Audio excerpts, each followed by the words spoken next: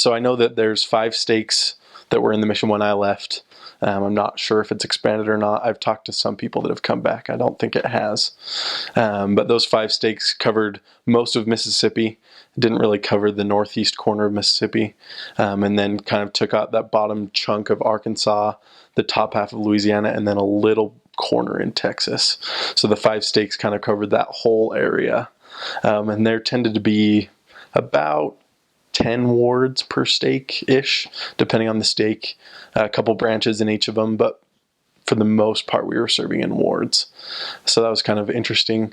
The first ward that I served in was the El Dorado ward, and we were in the Louisiana Monroe stake. So it was about an hour and a half south. The stake center was about an hour and a half south of our area and our church. The members in Arkansas, where I served, went to, I believe, the Memphis Temple. I think that's right. I can't be too sure, but I remember them telling stories of getting barbecue when they were there. So that's why I'm going to guess on that one. But then I know the rest of the mission mostly went to Baton Rouge, Louisiana, or Dallas. So those are kind of the three areas that people would travel to go to the temple. There was English-speaking missionaries and Spanish-speaking missionaries. I believe we had about 10 to 20 Spanish-speaking missionaries, and total had about 100 to 120 missionaries in the mission. I know it's expanded since then. I think last I heard when I talked to my mission president, he's left, but he's kept in touch. There was between 180 and 200. Especially they've seen sister growth. There was only 8 sisters when I got there, and now there's like 30 something. So I know that baffles a lot of the sisters that serve there, that there's so many, because there was only like 3 or 4 sister areas. So the work has grown there. There was actually, so with Spanish-speaking missionaries, we did a lot of what's called zebra companionships, where you'd have one English-speaking elder and a Spanish-speaking elder.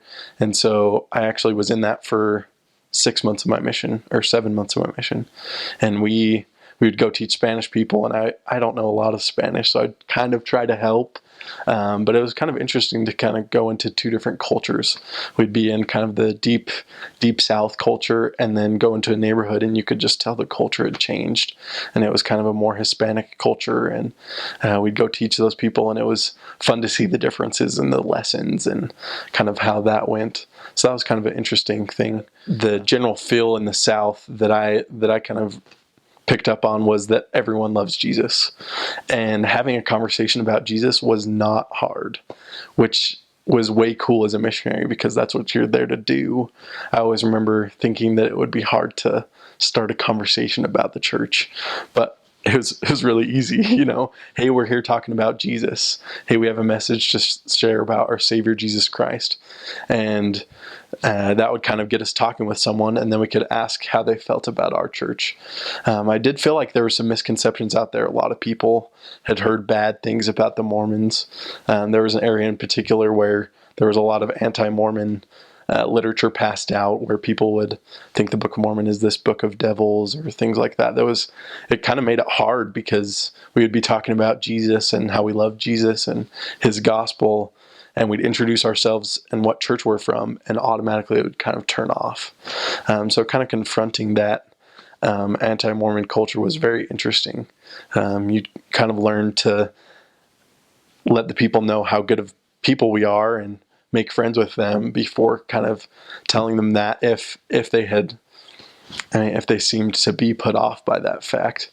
I feel like the people that were genuinely interested kind of could see through the anti that had been spread. But overall, anti aside, I loved that culture of Christians. I would call it that, a culture of Christians. They love anything related to Jesus Christ, and people were fascinated that we'd give up 2 years of our lives to come out and serve and to teach about him, and it was just a lot of fun kind of talking about that with them.